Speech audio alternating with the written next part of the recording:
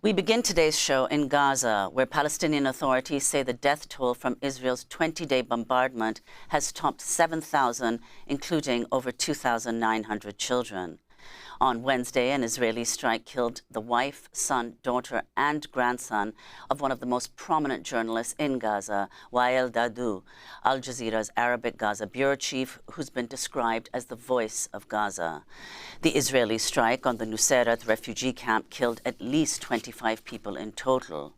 Dahdouh's family had fled to the refugee camp in central Gaza after Israel ordered residents of northern Gaza to vacate their homes. Al Jazeera condemned the Israeli attack, describing it as a, quote, indiscriminate assault. Dahdouh learned that his family members had been killed while live on air.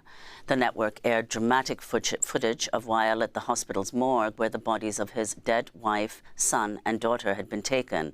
He was still wearing his press flat jacket. Moments later, Al Jazeera's senior political analyst, Marwan Bishara, spoke on air to condemn Israel's killing of civilians.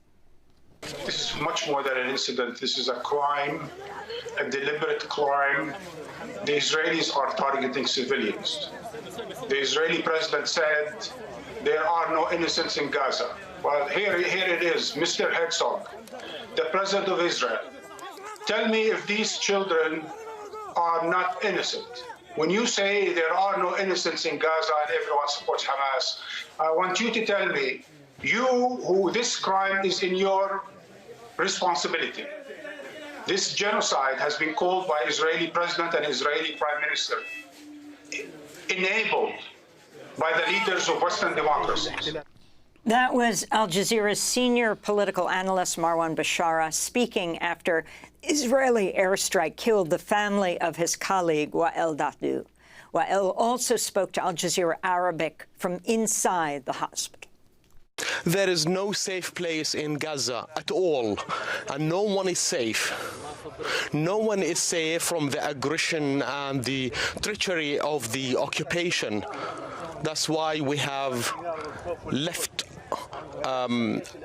we have delegated our faith to Allah Almighty, and we will continue this path that we have chosen at the end. This is a profession of troubles, whatever you want to call it. And Allah the Almighty, I hope that Allah the Almighty would bestow patience upon us. During the coverage that you did over the past few days depicting Gaza being targeted, you stayed here steadfast. Do you think that your coverage has angered the army of the occupation so that they could target your family? Unfortunately, everything is possible these days. All red lines have been crossed by the occupation army, and this is very probable. However, here we want to say for the record that when we carry out our duties, we do it to the fullest with high professionalism. In the middle of bodies and the injured, and in the middle of destruction, we have a professionality that they would need eons for them to meet that professionalism. So we work, everything that takes place on the ground, our camera would capture without any fabrication and without even exaggerating. We are not exaggerating. What's happening is truly big, and the coverage has to be big as well. Finally, if you would, although that's reality now, would you pursue legal action to prosecute the occupation for murdering your family? Let's see what happens after the surgeries that some of my family members are undergoing, and after we bury our dead, and then we will talk about this matter. That was Wael Dahdouh, Al Jazeera Arabic's Gaza bureau chief, speaking through a translator just after an Israeli airstrike killed his wife, son, daughter and grandson. The killing came on the same day that Axios reported U.S. Secretary of State Tony Blinken had recently urged the Prime Minister of Qatar to tone down Al Jazeera's coverage of Israel's bombardment of Gaza. We go now to Gaza City, where we're joined by one of Wael Dahdouh's colleagues, Yumna Al-Sayed, a correspondent for Al Jazeera in the Gaza Strip. Yumna, welcome to Democracy Now! Please accept our condolences on the deaths of the family members of your colleague. Could you explain what you know about what happened and where exactly his family was killed? First of all, Wael, like many of us, like thousands of Palestinians who got the order to evacuate from the north and from Gaza City to the south, heeded that order and moved his family to the south, to Nusayrat refugee camp. And when I say refugee camp, it means I'm talking about a very densely populated area with homes very much adjacent to one another. A place that just hosts thousands of homes and civilians and armed civilians. This is where Wael kept his family. In another home or a family home there, they were hosted. The entire family, his wife, his kids, his nephews, nieces, everyone. He stayed in Gaza City to report from Gaza City, where most of our crews had headed to the south to report from Khan Yunis in the south.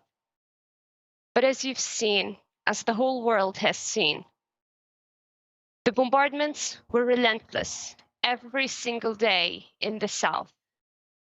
When I say the south, I mean Khan Yunis in Rafah, for people who don't know. I mean Nusayrat, I mean Al Brej. All these days since the evacuation order, not one day, not 1 hour, these places were not targeted. Homes were targeted. Hospitals were targeted in these same areas that people were asked to evacuate.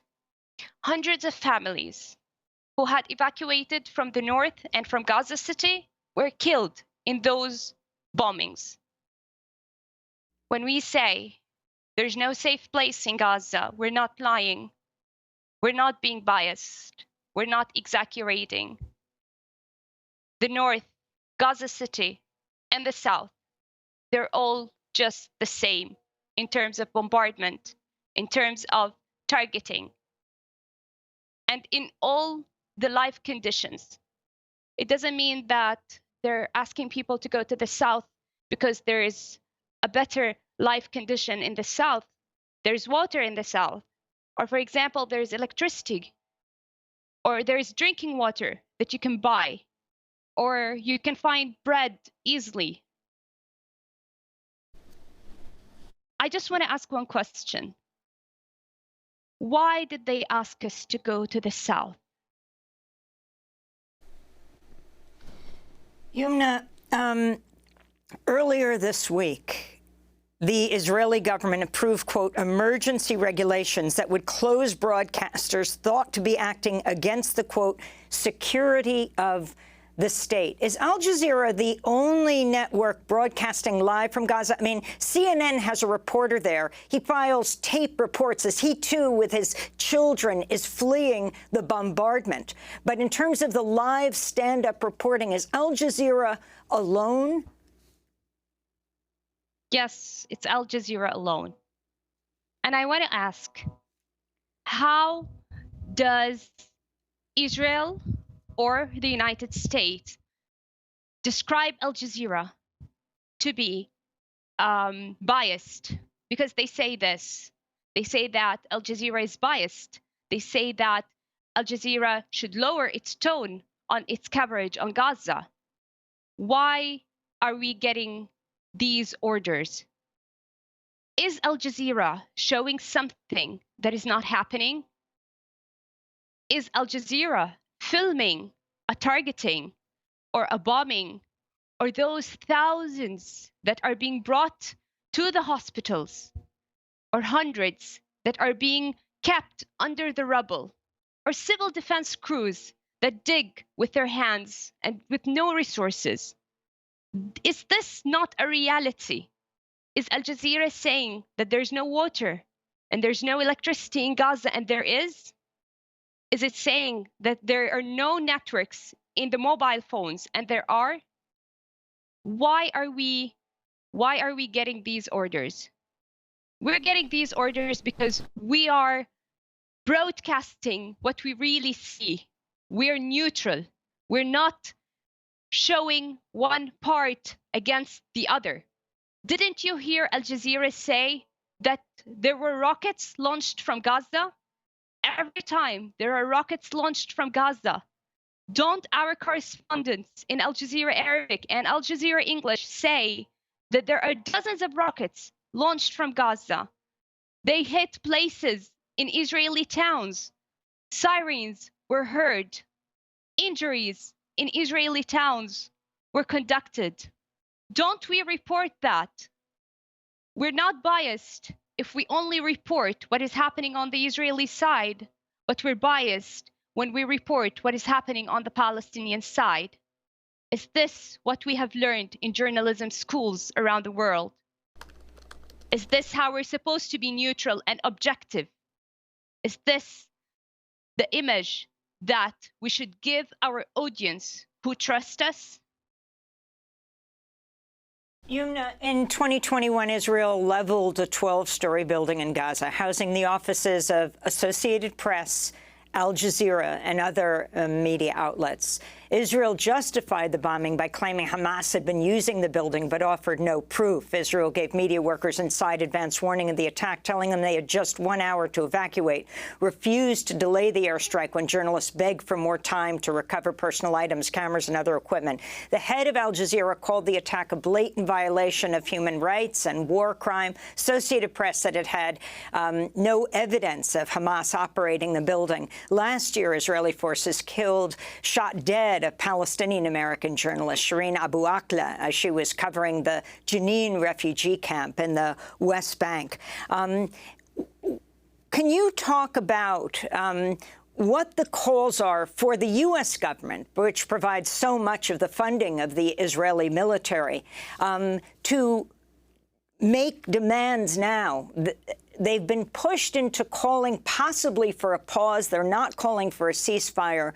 But this issue of journalists and civilians dying in such large numbers, at this point, I think the number is 24 journalists, 3 Israelis, 20 Palestinians, and 1 Lebanese cameraman from Reuters. In 2021, I had an interview on your show. It was on the phone. Maybe that's why you don't remember me. And I told you clearly that this was a targeting against journalism and against media. All media offices in the Gaza Strip in the 2021 were completely destroyed. All buildings hosting any media office, including Al Jazeera's and the APs, were leveled to the ground. I myself, I survived a car accident, or let's say, I don't even want to say a car accident. It's not, because it was a targeting of another jihad, Islamic jihad wanted or something in a car, and he wasn't, by the way. They just assumed that he was, and I survived that targeting miraculously. I almost died in that attack. The United States claims to be a democratic state. It claims to respect all rights. It claims to be a civilized nation. What is the correct description of these words for the United States? What did the United States do when Shireen Abu Akleh was killed and she is a Palestinian American? Did they stand up for her? What did they do when our bureau and AP's bureau were bombed, when the AP is an American agency? And there was no proof of any Israeli claims until this day. We're in 2023. The United States, it's clear to the whole world, to you Americans, before any other nation, supports the benefits of Israel, despite all realities, despite all proofs, and despite any claim of democracy or rights, the United States only supports what Israel says. Even if the entire world sees that this is not the truth, it will continue standing next to it. And I can't respect a nation saying, or a government, I'm not going to talk about the American people because I know that not all governments represent their people. But how can I respect a government that sees all these violations and claims to be a supporter of human rights and democracy and stands still, not doing anything? Yumna, I'd like to go to a clip of you live on the air on October 7th at the moment when Israel bombed a tower behind you in Gaza City.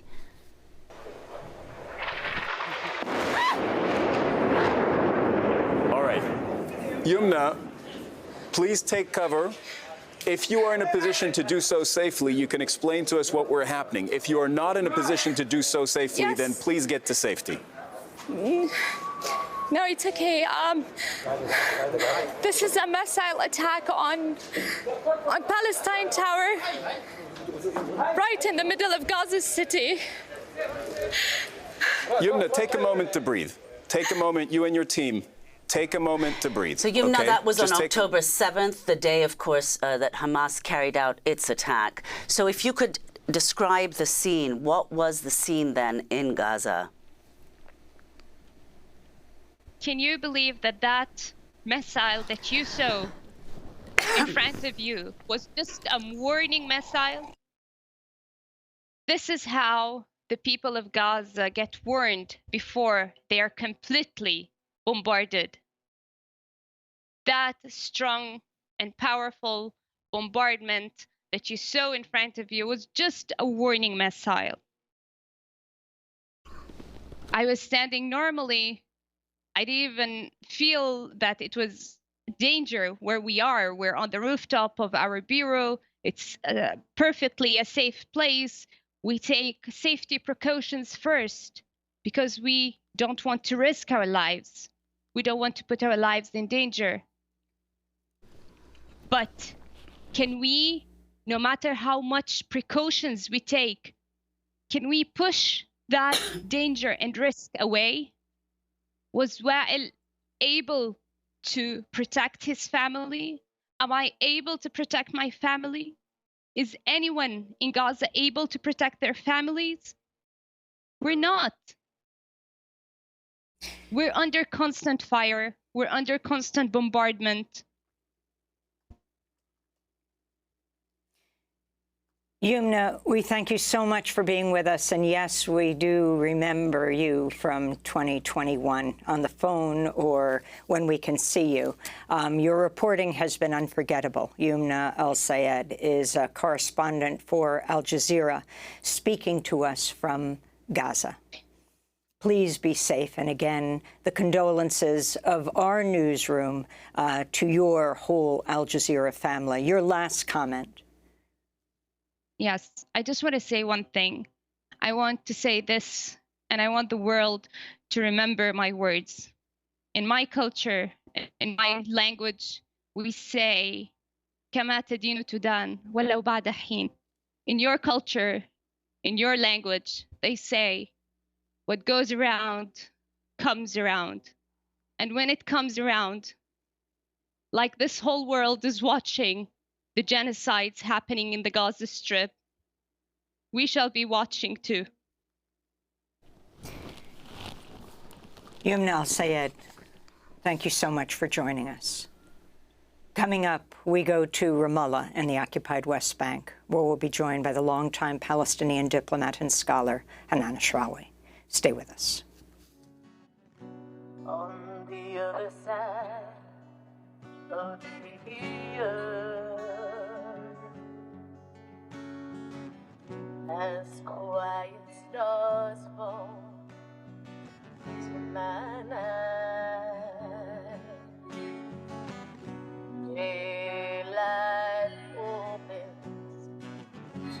tragedy in the Palestinian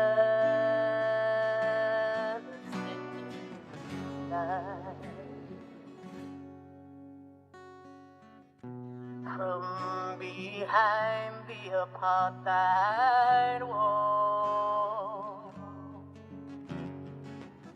a mother lulls her child to sleep in the midst of Sunday folds and the rumbling through the streets. Taina Sili singing Strong Tree in one of the Palestine Solidarity protests in Albany, New York.